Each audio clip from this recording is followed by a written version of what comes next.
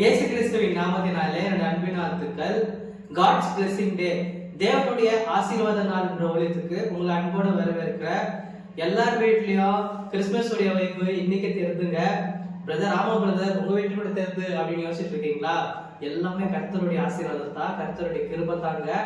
சரி, இன்னைக்கான வார்த்தை என்னன்னு நீங்க கேட்டீங்கன்னாக்கா, சங்கீதம் 77ஆம் அதிகாரம் 14ஆம் வசனத்துல, அதிசயங்களை செய்கிற தேவன் நீரே, ஜனங்களுக்குள்ளே உங்களுடைய வல்லமையை விளங்க பண்ணிட்டு வசனம். கர்த்தரை பார்த்து சொல்லுங்க, அப்பா அதிசயங்களை செய்கிற தேவன் நீங்க தான்ப்பா, இன்னைக்கு எனக்கு ஒரு அதிசயங்களை செய்யுங்கப்பா. ஏன்னா மனிதர்களை நம்பி நம்பி நான் கஷ்டப்பட்டது போதும், மனிதர்களை நம்பி நம்பி நான் ஏமாந்தது போதும், இன்னைக்கு எனக்கு ஒரு அதிசயத்தை செய்யுங்கப்பா. நீங்க அதிசயம் செய்யலன்னா என்னுடைய வாழ்க்கையில முன்னேற்றமே கிடைக்காது அப்படின்ட்டு கர்த்தராகி இயேசு கிறிஸ்துவ பார்த்து நீங்க சொல்லுங்க. கண்டிப்பா இன்னைக்கு உங்களுக்கு ஒரு அற்புதம் நடக்குங்க. கடன் பிரச்சனையில இருந்து, அதே போல உங்களுடைய சரீரத்தில் இருக்கிற வியாதியில இருந்து எழுந்து நடந்து இயேசு கிறிஸ்துவ பார்த்தா சொல்றாரு, கண்டிப்பா அற்புதம் நடக்குங்க.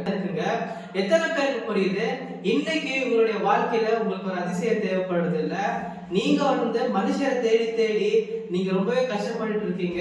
எனக்கு இன்னைக்கு ஒரு அற்புதம் நடக்குமா நடக்காதா அப்படின்னு ஏங்கிட்டு இருக்கீங்க. இயேசு கிறிஸ்துவின் நாமத்தினாலே உங்களுக்கு இன்னைக்கு ஒரு அற்புதம் நடக்க போகுதுங்க. ஏன்னா கர்த்தர் தான் நம்மள அதிசயமா நம்மளை வழி நடத்தினாரு இந்நாள் வரைக்கும், இனிமேலே வழி நடத்துவாரு.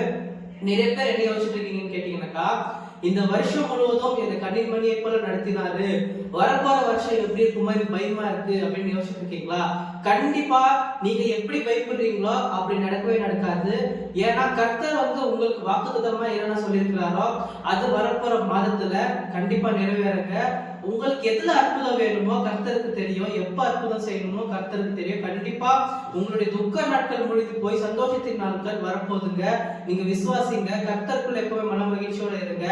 எத்தனை பேருக்கு கர்த்தர் இந்நாள் வரைக்கும் நடத்தின வந்த தேவன் இனிமேல் நடத்துவார்ட்டு விசுவாசிக்கிறீங்களோ, அப்பேற்பட்ட ஜனங்களுக்கு, அப்பேற்பட்ட பிள்ளைகளுக்கு கடன் பிரச்சனையில இருந்து இந்த மாதத்துக்குள்ள உங்களுக்கு ஒரு விடுதலை கிடைக்க போகுது.